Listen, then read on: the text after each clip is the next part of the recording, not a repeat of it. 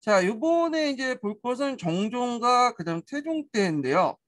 실제 정종은 이제 태종의 세운 허수아비 왕이기 때문에 실제 정종 때 이런 태종 때 관련된 정책하고 동일하다 이렇게 보시면 될 것 같아요. 자, 그러면 이제 이 정종 들어가기 전에 그 이성계 이제 그 왕자들을 좀 살펴볼 필요가 있겠죠. 그래서 이성계는 공식적으로 두 번 결혼했죠. 신의왕후하고 그 한씨하고 있고 신의왕후 한씨 밑에 6명의 자제를 뒀어요. 그래서 이제 대표적인 게 4명 정도 되는데 그래서 큰아들이었던 방우가 있고 그다음에 방가 그다음에 방간 그다음에 이제 뭐 방원 이렇게 이제 있죠. 그리고 이제 또 신의왕후가 죽은 후에 이제 또 이제 서울에 올라와서 개경에 올라와서 그 당시 결혼했어. 신덕왕후 그 강씨 집안이죠. 나름대로 그 명문가 집안이에요. 개경 문벌귀족 쪽인데 요게 이제 두 명의 아들 뒀죠. 방법나고 방석을 뒀어.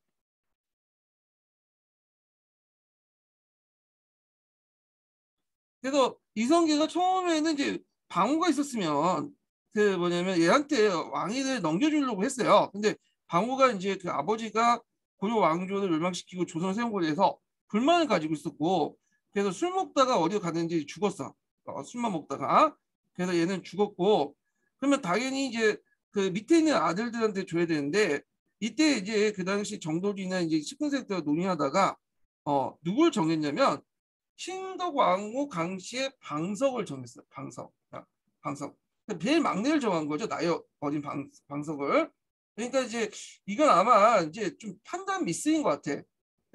그래서 이제 그때 정도전 입장을 볼 때 이제 정도전이 이제 방석을 정하자고 할 때 그게 이제 어, 지지했던 사람인데 정도전 입장을 볼 때도 방석이 나이가 어리니까 좀 약간 이성계가 죽은 후에 자기가 잘 구슬릴 수 있다 생각을 한 것 같아요. 근데 문제는 일단 순서가 안 맞죠. 일단 방가가 있는데 둘째 아들한테 넘기는 게 이제 나름대로 유교적인 어떤 정통성이 있는 거 아니에요? 근데 요 방송한테 갑자기 넘기니까 당연히 그 신의왕후 그 한시의 소생이었던 왕자들이 불만을 가질 수밖에 없고 거기에 제일 이제 주도적 인물이 뭐냐면 방원이죠. 방원. 이방원. 이방원은 그 원래 이제 그 이성계 집안이 무인 출신 아니에요. 예. 그리고 자기 형이었던 방가도 유명한 이제 장군이었고, 근데 이 방원은 좀 약간 특이하게 문과에 합격했던 사람이야. 문과에.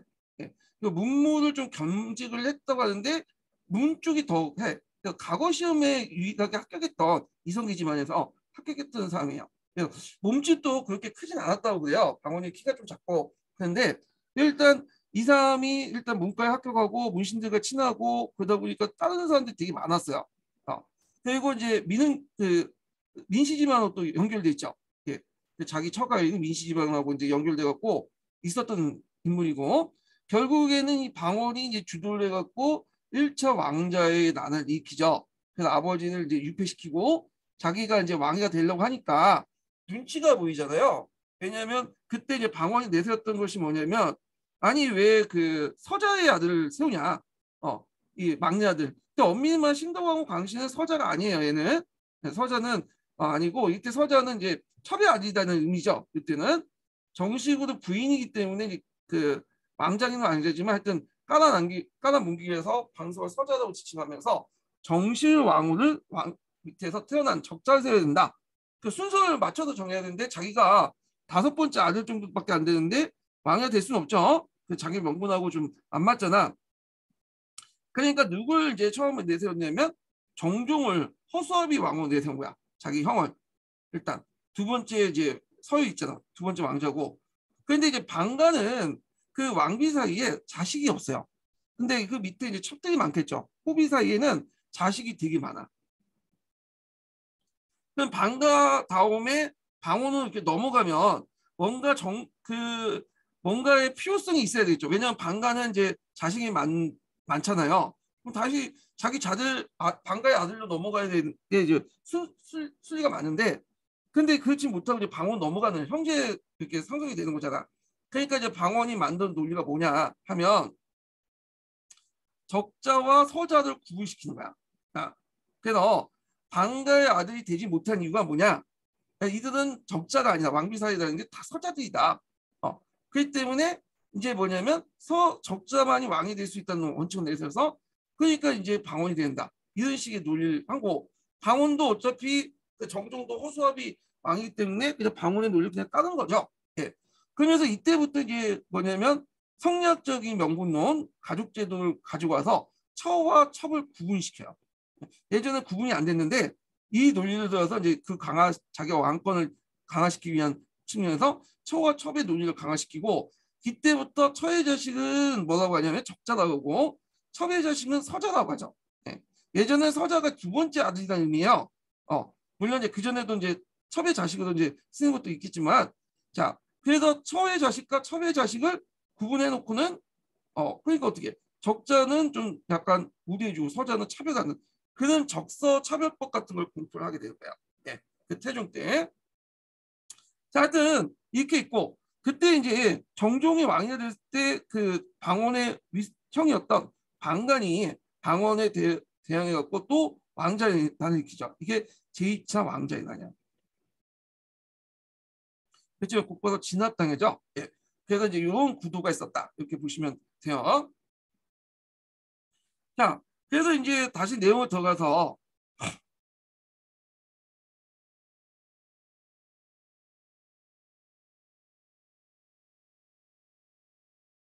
그래서 이제 이성계가 이제 노망이 었는지 어떤 판단을 미스해가지고 신덕왕의 강씨의 두 번째 아들 막내를 방석을 이제 왕에 세우니까 그거에 대해서 이제 뭐냐면 반발해갖고 이방원을 중심으로 제1차 왕자의 난이 일어나죠. 그리고 나서 그 당시 방석을 제거하고 그다음에 그 형 이복 동생이었던 방범도 제거를 시켰고요. 그리고 나서 이제 그러니까 정종이 이제 딱 지니까 여기 1차 왕자의 난하고 서울에서 일하니까 별로 안 좋다 해갖고 길지다 해갖고 계경을 천도했죠. 계경을. 그 다음에 이제 1400년에 제2차 왕자의 난이 나요. 이 주동자가 이제 뭐냐면 박포라고 돼 있는데 실제 이유는 방간이라고 보시면 돼요. 방간이. 자기 그 동생이 실권을 장악하니까 그 불만을 품고 방어를 제거하자 했지만 실패했다. 이 박포는 원래는 개국공신이에요. 여기 보면 일등공신에 이제 채권받지 못하고 불만을 품고 했다는데 실제 박포는 방간이 쿠데타 일으킬 때 그 문장국이 있었어. 중립을 지켰던 거고 다만 이제 방간하고 이제 좀 얘기를 할 때 약간의 훈수를 줬다 이렇게 훈수를 줬다 이렇게 보시는 거죠. 이건 이제 조선왕조실록에는 부추겼다 이렇게 돼 있는데 하여튼 그래서 이제 방간이 이제 사실인데 이 사람이 잡혔거든요. 근데 이제 차마 이방원도 그 정종도 얘를 죽일 수는 없었어요. 예. 형제잖아 그래도. 그리고 그때 아버지 이성계가 상황을 물려놨지만 나름대로 권위가 있었고 또 아버지가 또 정종이나 이방을 불러갖고 왜 방간을 죽이려고 하냐 안 된다 하니까 결국에는 이제 뭐냐면 방간은 기양을 보내고요. 대신에 뭔가 이제 음모를 익힌 사람이 필요하겠죠. 그때 박포를 잡아다가 만약 족쳐가지고 이제 허위 자백을 받고 결국 박포를 이제 주사를 시켜버린 거지. 예. 그래서 제2차 왕자의 난은 방간이 주도했지만 그 희생양으로 박포를 삼았다 이렇게 보시면 돼요. 예. 자, 그래서 두 차례에 거친 왕자의 난은 왕위 계승을 둘러싼 왕자들 간의 싸움뿐만 아니라 방언에 의한 개국 공신의 제거 과정도 되었다. 공신세력 때 그 방언이 이때 이제 정도전을 비롯한 많은 사람들 죽이죠. 자, 그 다음에 이제 내용을 보고 그 다음에 이제 왕권 강화 정책들을 해요. 자, 이때 이제 왕권 강화 정책들은 여기 뭐 정종 때라고 하지만 실제로 이제 정종 2년 때 했던 것들이거든요. 그래서 이때는 이제 유년칭호법을 사용하기 때문에 실제로 태종 1년 때 실시한 것도 많고요. 그리고 정종 때 실시했다고 해서 실제로는 태종이 했던 거야. 태종이. 예, 그걸 염두에 두고 보셔야 돼요. 자, 그래서 이제 내용을 보면요. 자, 아까 앞에서 얘기한 것처럼 그 당시 이제 막상 태종이 이제 집권을 하니까 뭐냐면 사병업화가 제일 중요했어요. 왕권을 강화시키기 위해서. 그래서 자기 측근세력들이나 어떤 인사들 가지고 있는 사병들 다 확보하고 그 다음에 중앙군의 어떤 기능을 강화하기 위해서 이용상군부를 강화했다. 그리고 관제개혁을 했죠. 그래서 고려의 간제를 정비해서 조선 넘어가는 간제 폐지하고 조선 넘어가는 간제 정비 과정이 있는데 요거 꼭 기억을 해두세요. 요거 예전에 기출문에 나왔어. 자, 그러면 이제 보면 도평 의사사를 폐지하고요. 여기가 이제 측근 정치의 어떤 산실관이에요. 폐지하고 의정부를 대신 설치했다. 정종 2년에 설치됐다고 돼 있지만 실질적으로는 이제 태조 때다, 태종이다 이렇게 보시면 돼요. 예. 그래서 의정부를 설치해서 의정부 서사제도를 실시했지만 이게 또 문제가 돼 있죠. 의정부에서 이를 처리하니까 대신들 권한이 커져. 그래서 안 되겠다 이랬고 6조 직계조 바뀌죠. 이게 태종 그냥 4, 5년에 바뀌는데 의정부 서사제도 6조 직계조 바뀌는 그런 과정이 예전에 10년도 기출문에 나왔어요. 요거는 뒤에서 이제 또 살펴보기도 하고요. 그 다음에 문화부, 그러니까 예전에 문화성을 재신을 의정부로 이제 넘기고 그 낭사는 사관원에서 분리시켜서 그 당시 이제 있고요. 그다음 중추원을 폐지하죠. 예.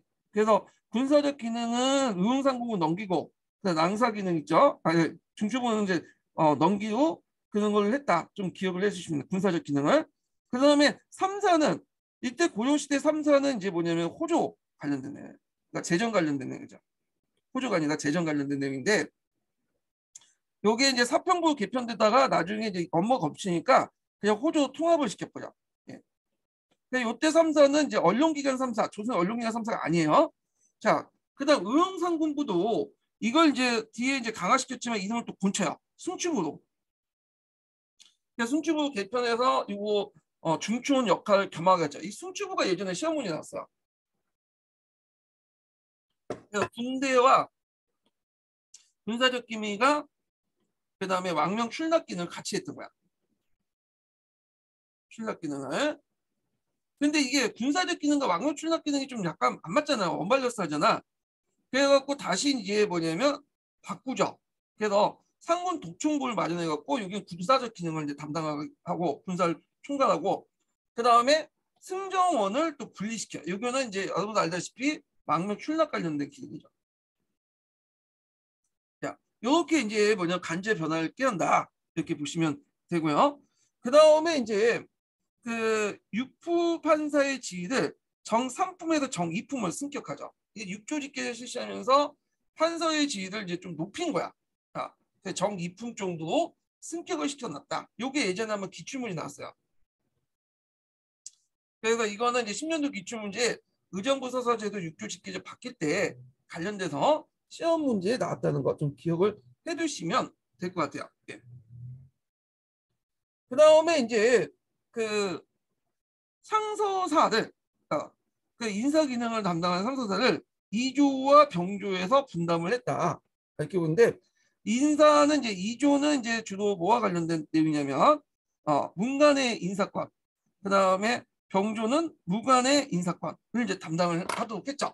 이렇게 해서 이제 분리시켰다 이렇게 보시면 되고요. 잠깐만요. 그래서 이 상서사라는 것은 원래 이제 정방이 있잖아요. 정방이 폐지되고 나서 정방이 맡았던 이제 그 업무했던 것을 인사 업무를 상서사에서 이제 했는데 이조와 병조의 문무간의 인사권을 장악했는데 이걸 다시 이제 이조와 병조 이렇게 뭐냐면 분리시켰다 이렇게 보시면 돼요. 그래서 요 간제 개혁은 고려 간제에서 조선 간제로 넘어가는 어떤 가도기 간제 변화 이렇게 보시면 되고요. 자, 그다음에 태조 넘어가 볼게요. 태조. 태종은 국왕 중심의 통치 체제를 완비했다. 그래서 이제 이 사람의 특징은 어떤 이제 그 공적 중앙 집권화, 그다음에 공적인 어떤 질서, 관료 체제 확립, 공적인 관료 체제 확립을 이제 완비했다고 보면 돼요. 이 중앙 집권화 공적인 관료 체제 확립은 정도전이 추구하는 이상하고 동일해요. 예. 다만 이제 정도전은 그 주도를 이제 왕이 아니라 재상해야 된다, 신하가야 된다는 입장이고 이에 반해서 태종은 국왕 중심해야 된다는 거죠. 네, 국왕 중심. 그래서 이제 공적 관료 체제를 완비하기 위해서 시스템을 뭐냐면 마련하고 그리고 외척을 첩절하게 뭐냐면 쳐냈죠. 자기 이제 그 뭐냐 부인이었던 영은 민씨 집안 있죠. 예. 그래서 그 민씨 집안이 상당히 많이 도와줬잖아요. 그 민씨 형제들을 이제 뭐냐면 이유를 갖가지 이유를 원쳐 다 죽여버리고 외척들을 다 쳐내. 왜 그러냐면 태종 입장 때는 자기가 죽어 살아있을 때 외척을 쳐내야지 이 외척들이 정치에 가담을 하지 않는다. 그리고 나름대로 공적 시스템을 통한 어떤 관료 체제를 완비할 수 있다고 생각을 한 거야. 외척 같은 사적인 그런 인물들이 와가지고 정치는 망친다 이렇게 생각을 하게 된 거죠. 이거는 이제 세조하고 좀 달라요. 세조나 태종이나 국왕 중심의 통치 체제의 완비는 비슷하죠. 근데 세조 같은 경우에는 자신의 측근이라든지 외척이라든지 종신이라든지 약간하다가 이제 정치를 했잖아요. 그런데 태종 같은 경우에는 외척이나 측근 세력이나 종친 세력을 쳐내. 그리고 철저하게 전문화된 관료 체제를 바탕으로 정치를 하려고 했다는 게 좀 달라요. 똑같은 독재를 하고 왕권 중심의 어떤 정치를 하더라도. 그래서 후대 세조는 욕을 되게 얻어먹죠. 그런데 태종은 나름대로 정치를 잘했다고 평가를 많이 받아요. 왜냐하면 비록 장혹하긴 하지만 외척이나 측근 세력을 다 쳐냈다. 그래서 세종이 정치하는데 기반을 닦아줬다. 이렇게 이제 평가를 받고 있죠. 자, 그래서 이 내용들 보면요. 정치조부는 앞에 이제 의정부는 이제 태종 때 태종이 만들었지만 권한을 더 약화시킨 다음에 언론기관을 또 사건을 독립적 대신들을 견제했고, 그 다음에 종친과 외척의 정치 참여를 제한해 상대로 왕권을 강화시켰다. 아까 이제 이 왕권을 강화시키는 데서 공적인 관료 체제를 완비했다. 시스템을 완비했다. 이건 세조가 좀 다르다고 했죠. 세조는 측근을 이용해서 종친을 이용해갖고 한 반면에 종친과 외척을 정치 참여를 제한했다. 특히 이제 고려나 조선이나 이 종친들이 정치 참여를 못하게 돼 있어요. 이걸 뭐라고 해요? 종친불사라고 하잖아요. 종친불사. 종친들은 나름대로 대우는 해줘도 정치 참여를 못하고 과거 시험을 못 보게 됐어요. 그래갖고 이제 종친들이 좀 약간 그 망나니들이 많은 게 뭐냐면 경제적 풍요한데 할 게 없거든. 그러니까 술 마시고 기생 끼고 놀다가 사고 치는 게 많아. 조선시대 때는. 자, 그래서 이제 이런 내용도 있고, 자, 육조가 업무를 왕에게 직접 보고하고 하는 육조직계를 실시했다. 예. 그 여기는 왕 14년이라고 되어 있지만 실질적으로는 이제 육조직계 14년이지만 형식적 법제정 왕 4년부터 이제 시작됐다고 보시면 돼요. 4년에서 14년까지는 가도기식이었어요. 저기 의정부 서사제에서 육조직계에 넘어가는 요 관련된 기출 문제가 10년도에 나왔죠. 그 다음에 이제 국가재정을 확충하기 위해서 사원정과 사원노비를 제한했다. 네. 그래갖고 태종 같은 경우에는 되게 사찰 많아지는 거 되게 싫어했어. 불교 자체를 싫어했던 인물이야. 근데 그 앞에 이제 그 이성계라든지 그 뒤에 이제 세종 같은 경우에는 불교를 개인적으로 믿었죠. 예. 근데 태종은 그렇지 못했다. 그래서 사원전을 뭐냐면 사원노비를 제한했다. 근데 이게 이건 태종의 정책이 전반적인 국가 시스템 조선의 정책이라고 보시면 돼요. 조선 왕조들도 개인적으로 불교의 호의를 가지고 믿는 왕들이 좀 있어요. 그렇지만 전반적 국가의 어떤 공적 판단을 할 때는 배벌 정책을 선택했다라고 보시면 돼요. 다만 이제 세조 같은 거는 좀 예가 있긴 있지만 전반적으로 여기 눈여볼 게 보면 사원전인데 조선 시대도 사원전이 있었어요. 네, 사원전이 있었어. 조선 시대도. 왜냐하면 이제 왕실 사찰들이 좀 있었죠. 왜냐면 유교는 이제 죽은 후의 세계에 대해서는 언급하지 않기 때문에 죽은 사후 세계의 어떤 명복을 빌 수 있는 사찰들이 좀 있기 때문에 사원전이라는 게 있었어요. 예, 왕실 사찰 있었고. 근데 이제 사원전의 규모가 적을 수밖에 없겠죠. 고려시대에 비해서. 그 다음에 전세를 확보하기 양전 사업을 실시해서 양안을 작성했다. 양안 관련된 내용은 토지제도인데 이거는 나중에 좀 관련된 내용에 좀 할게요. 이게 제대로 근데 실시는 못했어요. 양전 사업을 원래 20년마다 한 번씩 하게 돼 있는데 실제 20년마다 한 번씩 못했죠. 뭐 100년마다 한 번씩 하고 뭐 하더라도 일부 지역만 하고 그랬거든요. 그 다음에 호고 파악을 하기 위해서 호적을 작성하고 호패법을 시행했다. 그래서 조세나 징병 요역 같은 것들을 효율적으로 수행하려고 했는데 문제는 이 호패법이 했는데 이게 반발이 너무 큰 거야. 호패법이라는 것은 이제 그 신분 상관없이 16세 이상의 성인 남자들에게 호패를 차도한 거잖아요. 그래서 이제 태어날 때부터 이제 뭐냐면 그러니까 16세 이상은 이제 호패를 이제 작성하는데 호패를 만약에 차지 않으면 잡아서 죽치기 때문에 어떻게든 16세 이상의 남자들은 호패를 다 차야 돼. 그래서 호패를 차려면 당연히 관아에 가서 신고를 해야 되겠죠. 그 과정에서 이제 호족도 작성하고 그리고 호표를 차기하고 필요할 때 이제 조세나 징병의 어떤 대상도 되고 그런 목적에서 이제 호표를 차기하는데 문제는 너무 반발이 크니까 세종 때 없어졌어요. 이게 또 폐지했다가 나중에 또 언제 생겼냐면 세조 때 호표법을 실시했다. 그것도 뭐냐면 반발이 크니까 좀 이따 없어지고 그러다가 이제 호표 제도가 이제 정착된 거는 조선 후기 때 들어와서 정착된 거예요. 이거는. 네. 그래서 조선 전기 때는 폐지와 신설 계속 반복했다. 이렇게 보시면 될 것 같아요. 그 다음에 이제 그 삼서성 설치에서 저하를 받아야되는데 이거 앞에서 언급한 것처럼 그렇게 널리 보급되지 못했죠. 그래서 국가 폐지됐고 그다음 사회적으로 양인합대 정책에서 노비 종목법을 실시했다. 그래서 보통 그 고려시대까지는 일천 직천이었잖아요. 그래서 양천 교훈일 경우에는 노비하고 천인이 양인하고 천인이 결혼할 경우에는 한쪽이 뭐냐면 천인이면 다 천인이었죠. 예. 아니면 노비 종목법에서 이제 노비 종목도 마찬가지로 어머니 쪽이 많으니까 천인은. 근데 이제 이것을 이제 양인합해서 노비 종목법만 봐. 노비는 아버지 신분을 따는 거야. 아버지 신분. 그러니까 아버지 신분을 따르니까 당연히 아버지는 양인일 경우가 많겠죠. 그래서 당연히 노비도 양인일 경우가 많아요. 그래서 이런 것은 대신들이 가지고 있는 노비수를 줄이고 안건을 강화시키려고 그래서 국가 세금을 낼 수 있는 국민층을 확대시키려고 노비공부를 했는데 이게 이제 나중에 또 반발이 많아요. 그래서 세종이 죽고 나서 세종 때는 노비종목법이 아니라 노비종목법으로 바뀌어요. 노비종목법. 세종 때는 또 일천직조로 바뀌고. 그 관련된 내용은 예전 기출에 나왔죠. 그거는 노비제도 할 때 다시 또 얘기를 할게요. 예.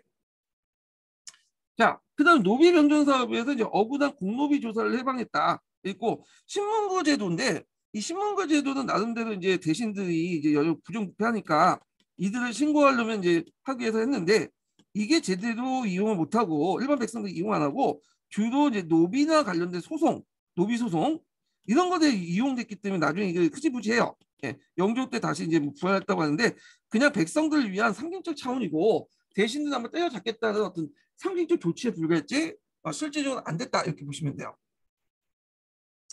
자, 그 다음에 이제 문화적으로는 개미자를 제조했고요. 예, 개미자. 그 다음에 실록을 편찬했죠. 그래서 조선왕조 실록이 처음 편찬되기 시작했는데 이건 뭐냐면 이제 세종 때 즉위하고 나서 이제 그 앞에 있는 태조실록과 이런 것들을 이제 해야 될 거 아니야. 태조실록을 편찬했어. 태조실록. 예. 자, 그래서 이제 이렇게 있다는 걸 좀 기억을 해주시고 정종실록은 그 당시 편찬했겠는데 그때 이제 정종이라고는 하지 않고 정종이라는 그 묘는 나중에 이제 숙종 때 만들어진 거고 그때는 공칭왕 대왕 실록인가 그랬어요. 그때 하여튼 무슨 공뭐뭔데 무슨 거 있어. 내가 이름이 기억인데 하여튼 뭐뭐왕 실록에서 이제 편찬을 했어. 정종은. 근데 이제 우리가 정종실록이라고 하는 명칭은 정종이라는 묘 자체가 숙종 때 새겨진 거거든요. 왜냐하면 정종은 이제 거의 왕칙을 못 받았어요. 이 사람은 제가 허수아비 왕이기 때문에 공정왕실록 뭐 이렇게 해갖고 있었어. 그러다가 나중에 정종실록으로 바뀌게 돼요. 숙종 때. 그래서 고려 왕조 실록처럼 조선 왕조 실록도 한 왕 그 앞에 저희 왕이 죽으면 그 뒤에 왕 때 왕이 죽자마자 실록을 편찬을 했다. 이렇게 보시면 되고 조선 왕조 실록 관련되는 건 나중에 좀 얘기를 할게요. 예, 요거를 좀 나중에 좀 얘기하고 자, 그 다음에 이제 있는데 여기 외에도 이제 요거 좀 빠진 게 있어요. 예, 제도 정비 과정에서 이제 뭐냐면 오부학당을 만들죠. 오부학당. 그런데 이제 오부학당인데 세종 때 이게 사부학당 바뀌어. 북학당이 폐지되죠. 그 다음에 이제 여기 또 하나가 또 뭐냐면 도첩제를 강화시켜 놨다. 근데 이 도첩제는 고려 말기 때부터 시작된 거예요. 우리가 고려 말기 때 고려시대 도첩제가 실시되는 걸 모르는 사람들 되게 많더라고요. 그런데 고려 말기 때부터 도첩제가 실시된 거예요. 왜냐하면 그 당시에도 이제 뭐 요역이나 세금을 피하기 위해서 승려가 되는 사람들이 많기 때문에 승려수를 제한할 필요가 있었어요. 그래서 이런 걸 도첩제를 강화시켜 나가는데 이는 고려 말기 때 이제 영장성서에서 보시면 되고요. 자, 그 다음에 또 하나가 서울처법법을 만들었어요. 고려시대는 그 서자와 적자의 개념이 별로 없었어요. 그리고 고려시대는 서자라는 개념도 이제 두 번째 아들이라는 의미죠. 근데 조선 초기 때 아까쯤에 그 1, 2차 왕자의 날이나 그 다음에 정조가 이제 즉위하는 과정에서 나름대로 자기가 정조 다음에 그 형제상속을 정당화시키기 위해서 정조의 아들은 다 서자 출신일 때 적자가 내가 있는다. 그런 것을 합리화시키기 위해서 서울 참법법을 이제 강조했고 이때 이제 결혼제도를 뭘로 확립했냐면 일부 일처. 요건 고려시대까지 똑같죠. 근데 일부 일처 다첩제를 마련했어요. 처와 첩을 구분시켰죠. 세컨드의 개념이 아니라 이제 아래도 본 거야. 아래도. 그래서 첩의 아들은 서자가 되는 거고 그래서 첩의 아들은 얼자가 되는 거죠. 얘가 적자가 되는 거고 이거는 서자가 되는 거죠. 서자. 그런데 이제 천민의 첩의 경우에는 얼자라고 하죠. 이 아들들을. 그래서 이렇게 구분했다. 일부 일처 답첩제. 그래서 그 당시 이제 자기 어머니가 처인지 첩인지 그거에 따라 자식 신분들도 결정되기 때문에 그 당시 그 자기 어머니의 어떤 그런 지위에 관련돼 갖고 소설이 많았다고 그래요. 그때 서울참호법을 만들었다. 그 다음에 또 능력을 보면 그것은 자기가 죽였던 정몽주 있죠. 정몽주를 충신으로 대우했어요. 비록 고조왕조의 충전해서 죽었지만 막상 이제 집권을 하다 보니까 정몽주 같은 인물들이 이제 조선왕 시대도 필요했던 거야. 역할 모담을 해갖고 제시할 필요 있겠죠. 그러니까 정몽주를 성이나 성역화 시켰군요. 그 과정에서 뭐 우리가 알고 있는 여러 가지 이제 담론들이 만들어지죠. 에피소드들이. 그래서 대표적인 게 뭐 아까쯤에 하여가 나 뭐 단신가 이런 것도 뭐 이렇게 만들어지고 그다음에 성주교에서 죽었다 그랬는데 뭐 관련된 내용들이 이것도 그때 만들어진 거야. 예. 자, 뭐 이런 것들 이제 같이 기억을 해두시면 되고요. 그 다음에 여긴 안 나와있지만 호행록을 단행했죠. 제가 이제 기출문제 한번 그때 풀 때 호행록 관련된 내용을 좀 언급했는데 이게 2010년도 기출문제 나왔어요. 2010년도. 예. 그래서 호행록은 우리가 아까 총무학 2년 때 만들었다고 했잖아요. 근데 그때 태종 5년 때 이걸 다시 보관해서 간행을 했어요. 예. 태종 5년 때 충무왕 때 2년에 만들었던 그 호행록을 태종 5년 때 그 당시 이제 그 주석을 가해서 다시 보급을 했다. 이렇게 보시면 돼요. 호행록 증복판을 발행했다. 그리고 연결시켜서 같이 봐주시면 될 것 같아요. 자, 그 다음에 이제 넘어가서 세종 때로 넘어가죠. 세종. 세종이 집권할 때 이제 크게 도움을 줬던 사람은 이 사람은 원래 세 번째 아들이었잖아요. 양녕대군이 이제 원래 그 세자였고, 근데 양녕대군이 뭐냐면 아버지 말도 안 듣고 술과 여자에 빠지니까 도저히 안 되겠다 해서 이제 가감히 손절냈죠. 그래서 그때 내걸었던 게 뭐냐 태컨의 논리야. 세종이 나라가 안정하려면 현명한 사람을 뽑아가지고 왕에 세워야 된다. 그래갖고 이제 세 번째 아들이었던 세종이 선택이 된 거야. 아버지에 비해서. 그래서 곧바로 세종이 이제 선택을 하니까 양의를 냈죠. 양의. 예전에 양의파동이 좀 태종이 좀 양의파동했는데 그때 그걸 계기로 해갖고 뭐 좀 웃으면 뭐 잡아 족치고 그랬잖아요. 예측도 제거하고. 근데 이때는 진심이었어. 그래서 곧바로 이제 세종한테 양해를 했는데 다만 이제 세종이 국정 경험이 없다 보니까 자기가 상황으로 올려놔서 군사권을 장악하죠. 군사권. 그래서 군사권을 이때 이제 장악했기 때문에 이 사람이 세종 4년까지 살았거든요. 세종이 세종 상어 물려서 4년까지 살았어. 4년 동안. 그때 이제 대마도 정벌을 하잖아요. 이거는 이제 세종 때 얘기지만 실제로 세조가 지휘해서 한 거야. 이군요. 예. 자, 하여튼 세종을 보죠. 세종은 친정은 제 아버지가 죽고 나서 세종 4년 때부터 했다고 보시면 돼요. 예. 그래서 이제 이렇게 했는데 세종이 정치적 지향하는 게 뭐냐? 일단 유교조 왕도주의를 표방했죠. 아버지가 너무 피를 많이 흘렸잖아. 아버지 때. 유교도 왕조 정치를 내걸었고 그래서 있고 그것을 이제 볼 수 있는 게 의정부 서사제도죠. 물론 이 의정부 서사제도도 갑자기 실시된 건 아니에요. 나중에 세종 18년 때 시작. 좀 하다가 육주직기지 하다가 이제 넘어갔는데 그 왕권과 신권의 조화. 유교 문화 발전, 정통 문화 정리 그런 역할을 했다. 예. 그래서 정통 문화 정리 같은 경우에는 이제 뭐 고조사라든지 삼국 역사 같은 것들 정리하고 그런 역할을 했죠. 그래서 이제 세종의 이제 친위기구로서 집현전을 설치했죠. 그래서 이제 배경을 보면 유교적 정치 체제에서 사상적 뒷받침의 시책을 마련하기 위해서 유교 교양의 철저한 인재를 양성하고 유교 정치에 필요한 의례 제도를 정리하고 정통 문화를 정리를 했어요. 그러니까 처음에 집현전을 만들 때는 그게 뭐냐면 주로 제도, 문물, 역사 연구를 하는 학문 기관이었어요. 학문 기관, 이 집현전 기관이. 예. 우리가 생각하는 정치적 기구가 아니었어요. 집현전은. 그래서 일단 집현전 학사의 특권들이 주어졌는데 일단 집현전 학사들은 사원부의 규칙을 받지 않아 신분이 보장되었고 경제적 배려가 있었다는 거. 그 다음에 사가 독서제가 있죠. 독서 사가제보다는 사가 독서제가 맞는 것 같은데. 네. 하여튼 이 사가 독서제는 건 뭐냐면 사가라는 것은 줄사자야. 후가할 때 가짜 있죠. 후가를 임명받고 독서를 한다는 뜻이야. 일종의 유급 후가제라고 보시면 돼요. 그냥 가만히 노는 게 아니라 판사의 독서에 몰두할 수 있는 장기적인 후가를 줬다. 이런 이제 제도를 줬다는 거죠.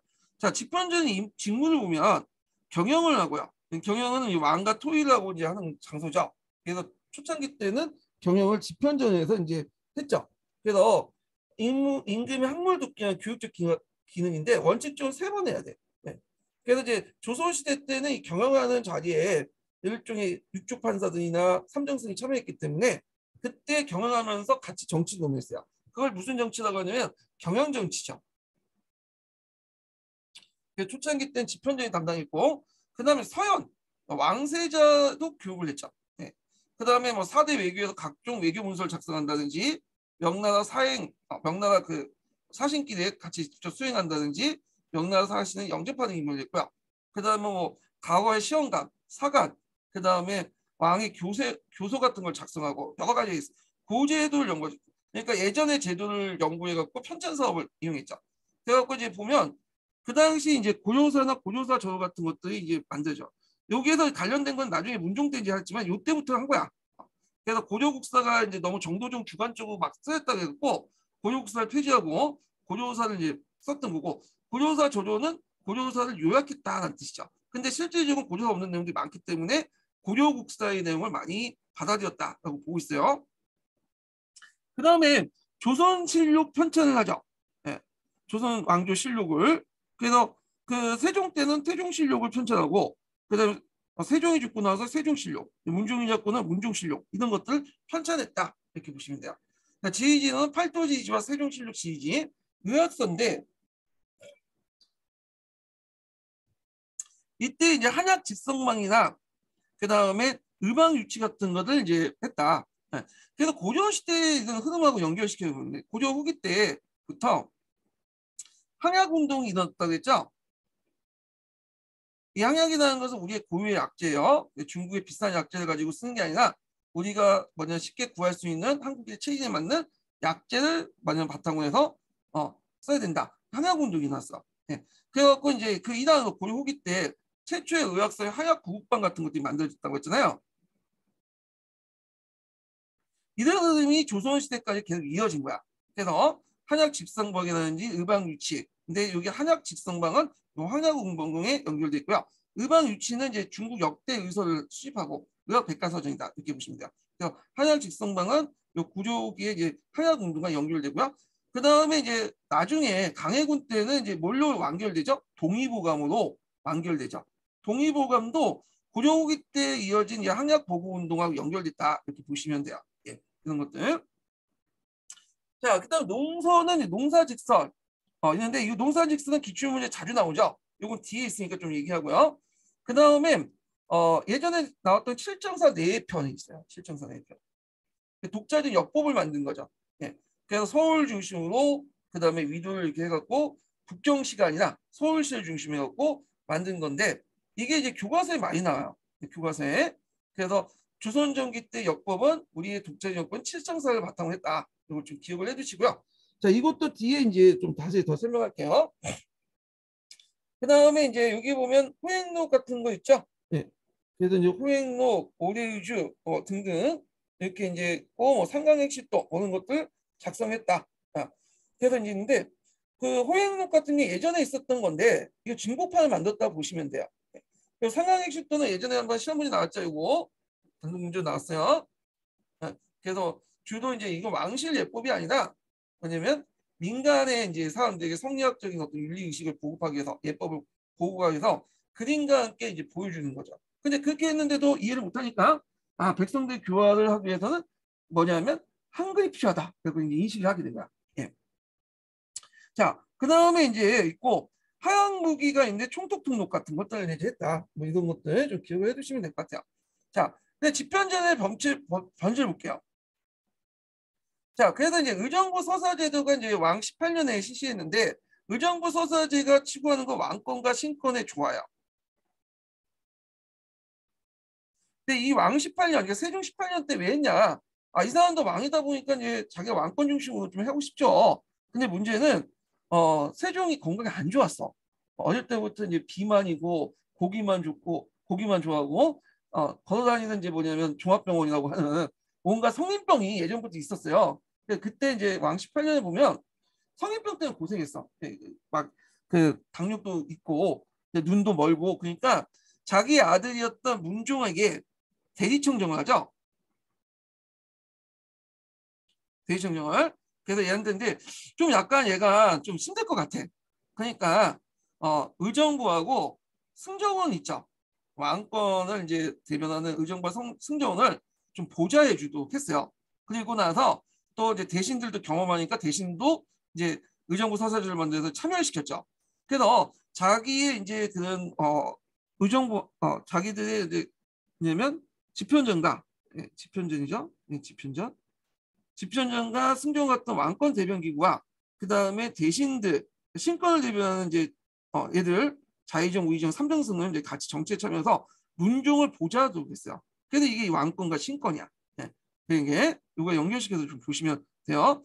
그래서 이제 원래 집현전학자들은 정치 참여를 하지 못하도록 했어요. 얘네들 이제 주로 했던 게 초창기 때 문물제도 정비나 왕권을 보좌해주는 뭐 경영 이런 것들만 하는 건데 이때부터 이제 뭐냐면 집현전학자들이 정치 참여를 이제 좀 하기 시작한 거야. 이게 왜냐하면 문종을 이제 옆에 보좌해주면서 자 그래서 이제 있고 첨사원이 설치되면서 이제 가속화됐죠. 그래서 첨사원 서영 간직 모든 자치편전학자를 채용하고 그리고 그때 이제 문종이 직접 이제 처리하게 되면서 그 집현전학자의 정치적 기능을 실제로 발휘했다.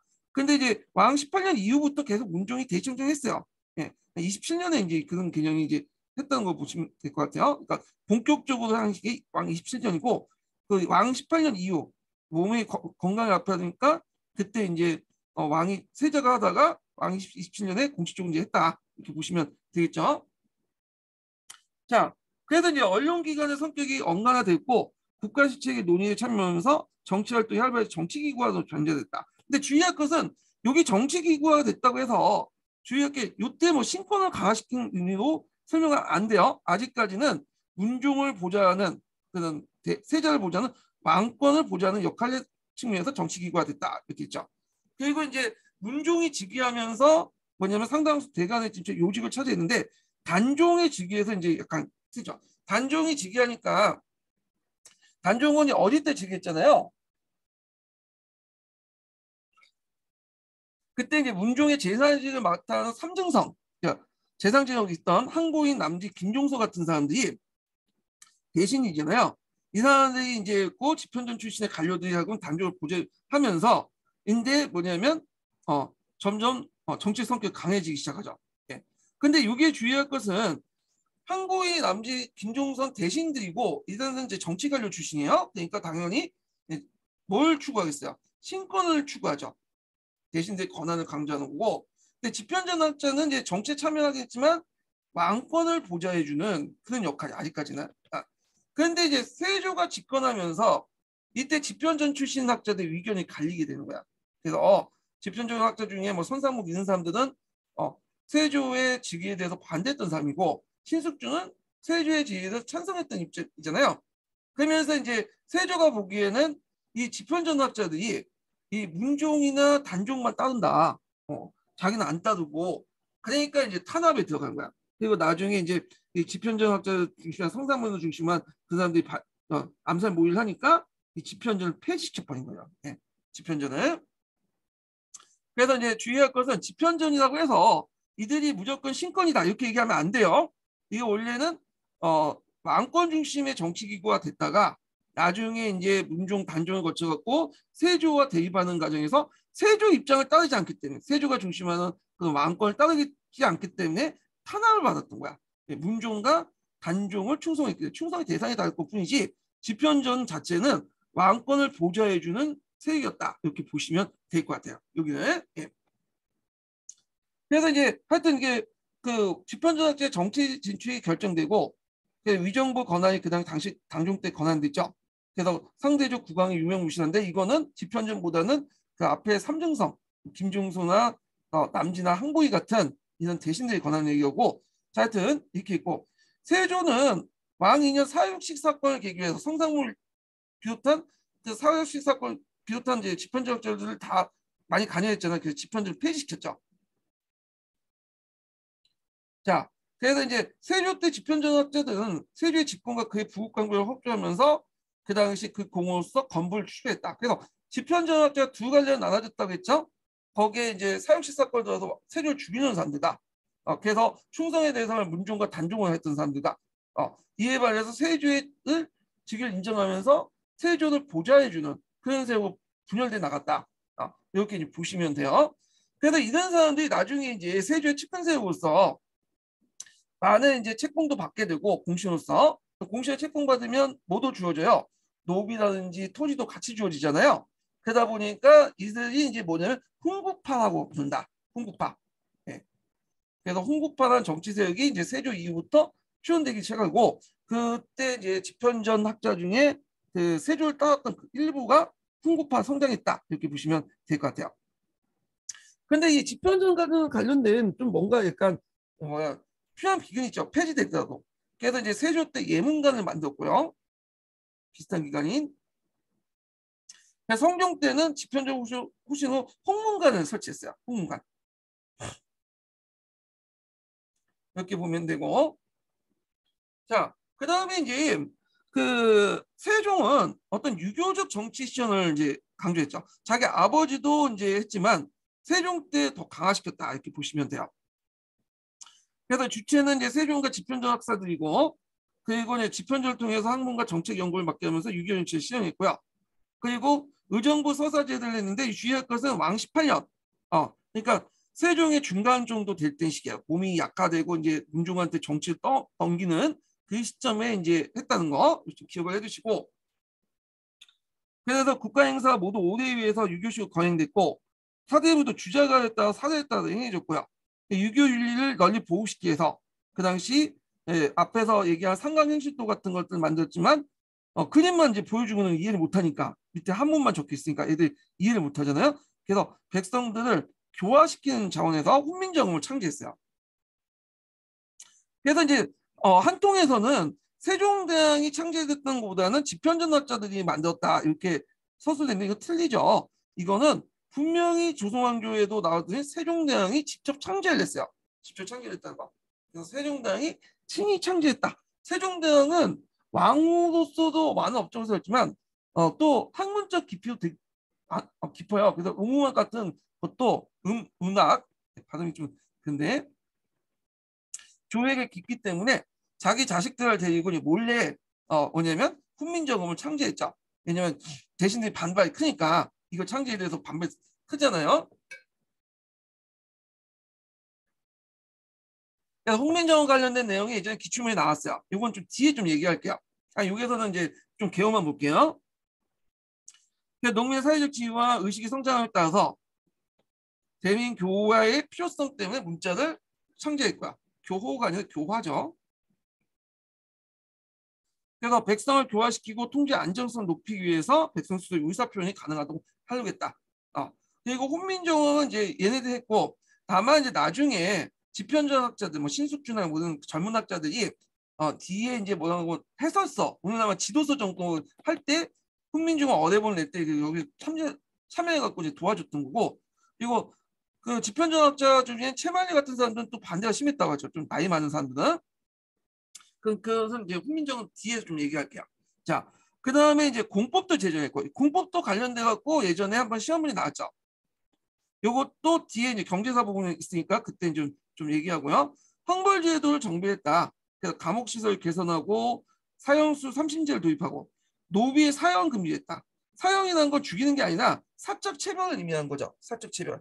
그래갖고 이제 사적 체벌 같은 것들 금지시켰고, 그 다음에 이제 있고, 이런 내용들 좀 기억을 해두시면 될 것 같아요. 자, 그 다음에 이제 있고, 과학도구를 발명했죠. 추구기, 학교를 설치하고, 오보학당을 사보학당하고, 종학이라고 해서 종친교육을 했어. 왜냐면 이제 종친들이 대우를 받고 공부해도 소용없죠. 얘들은 과거제도에 뭐 학교 과거에 들어가서 이제 관리가 될 수 있는 것도 아니고 하니까. 그래서 이제 주색 찾기에 빠져 있는 사람들이 많았어요. 그래서 왕족의 종친 교육을 이제 했다는데 제대로 안 됐나 봐. 예. 왜냐하면 동기가 없잖아. 공부할 동기가. 그럼 하여튼 종학이 있었다. 그 다음에 이제 상강행시 또 호행도가를 가능했는데 호행도는 진폭판이고, 자, 불교를 정리했어. 이거 관련돼서 예전에 기출문제 잠깐 언급됐어요. 불교 정치에 관련돼서.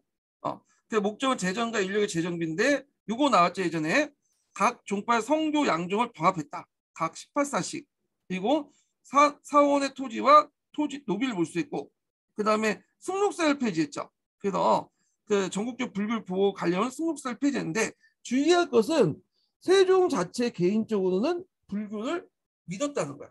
그러니까 특히 말기 때 세종이 몸이 아프고 또 많은 왕자들 공주들이 죽어나가 떨어지니까 이제 불교에 기일을 하게 돼요. 그래서 그 안에 내불당을 만들고 그러거든요. 예.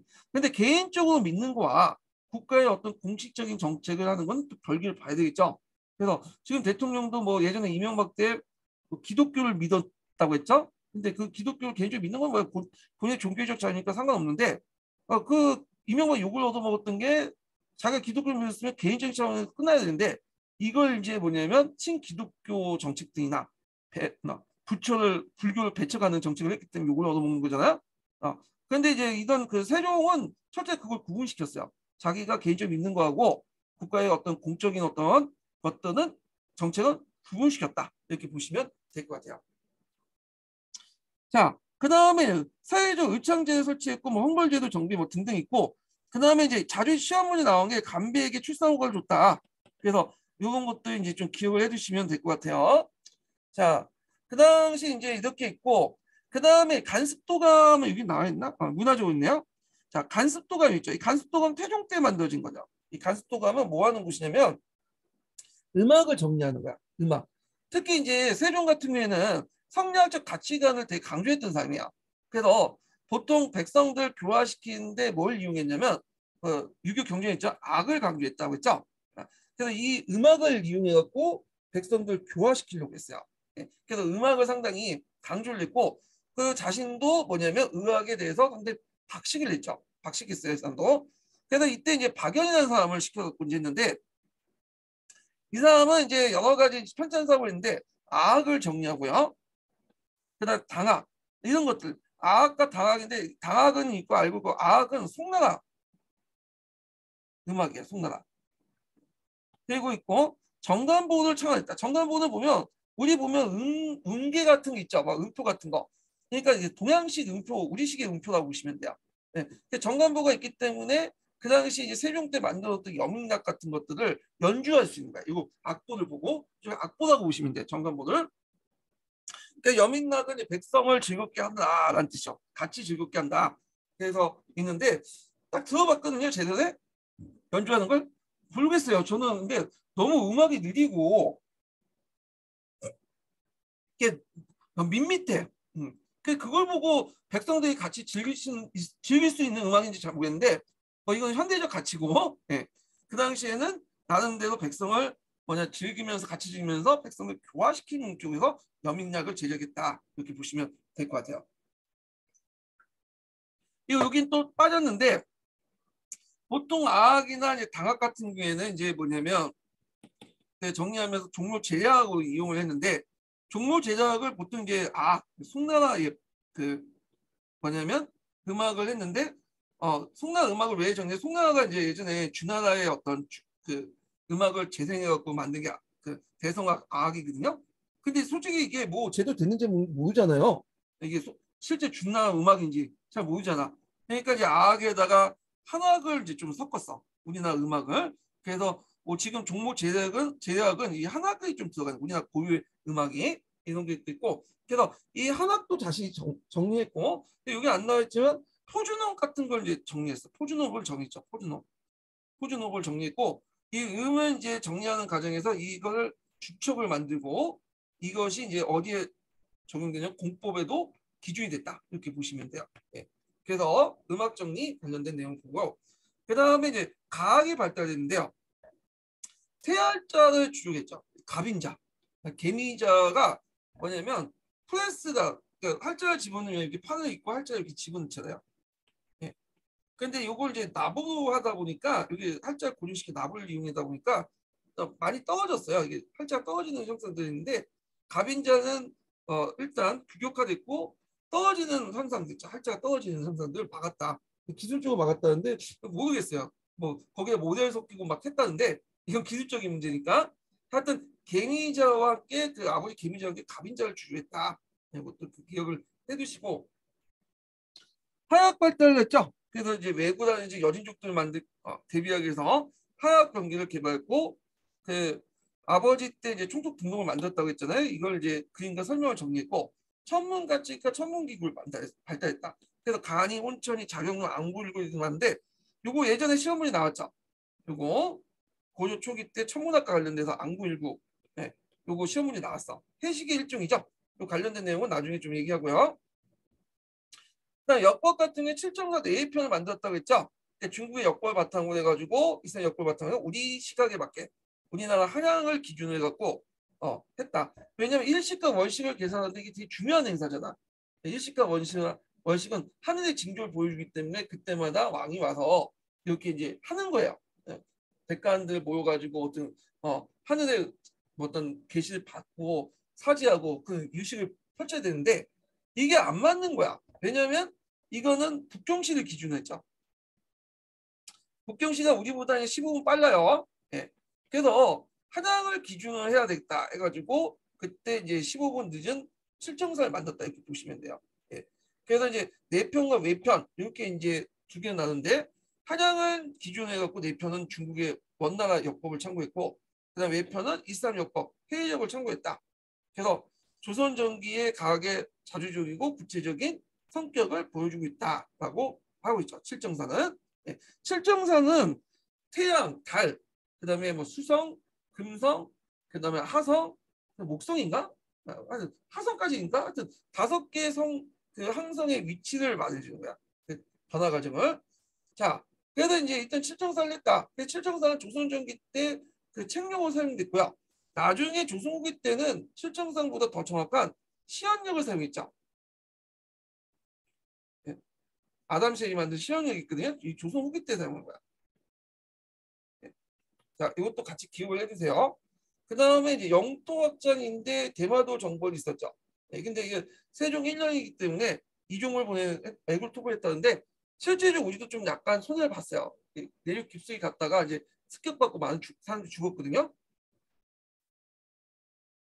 그래서 이제 외구 토벌 목적으로 이제 했고 요거는 왕1년이기 때문에 태종이 물러난 상황이 그 당시 군사권을 갖고 있었죠. 그래서 상황이 주도했고 그 다음에 사군 육진을 개척했죠. 그래서 압록강에 두만강이 되는 오늘날 국경선을 확장했고 결과 이제 압록강을 국경으로 삼으려는 전략적 목적과 지방의 농토를 얻으려고 했다. 이렇게 좀 기억을 해두시면 될 것 같아요. 그래서 세종시대 때 토지 결수가 증가했는데 그 과정에서 이제 무슨 정책이 있냐면 3인 정책이 있어요. 3인 정책. 자, 이거 심부셈에도 많이 나왔죠. 그래서 이렇게 있으면 지도가 엉망인데 여기가 이제 사군이고 여기가 육진이잖아요. 근데 여기가 원래 여진족 땅이고 사람이 살기가 힘든 땅이거든요. 근데 계속 여기가 군사적 기지만 있으면 우리 땅을 만들 수가 없죠. 그래서 이제 백성들을 여기에서 사군과 육진을 강제로 이주시켰어. 그래서 이게 좀 약간 욕을 얻어먹긴 하는데 하산도민들을 사군 육지에 배치시킨 게 아니라 하산도민들은 일단 한경도와 평안도 배치시켜 놓고 한경도 평안도 사람들은 하산도 민들에게 땅을 내주고 사군과 육진을 이렇게 이주시킨 거야. 왜냐면 하산도 민들을 여기 사군 육진 그대로 배치시킬 거에는 좀 적응하기 힘드니까 그런 것도 이제 문제점이 있는데 할 때 이제 이런 정책들을 했다 이렇게 보시면 돼요. 사군 육진 관련된 내용은 뒤에 좀 있는 것 같은데 다시 좀 얘기를 하고요. 자, 그래서 이제 있고 세 번째 인증번호 알려드릴게요. 네. 세 번째 인증번호는 90번이야. 세 번째 인증번호 90번입니다. 예.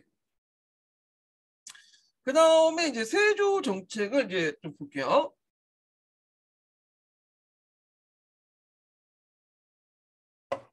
잠깐만 좀 쉴 때가 됐나요? 내가 많이 한 것 같은데 언제 시작했는지 내가 막 하다가 정신이 없어갖고 종종 하다가 이제 그 세종 정책 쭉 얘기를 한 것 같죠? 예, 얘기했죠? 예. 그래서 이제 세조 정책을 좀 볼게요. 세조 정책만 하고 좀 그나 끊기가? 예. 그러면 좀 쉬었다가 진행을 할게요. 세조 정책은 예.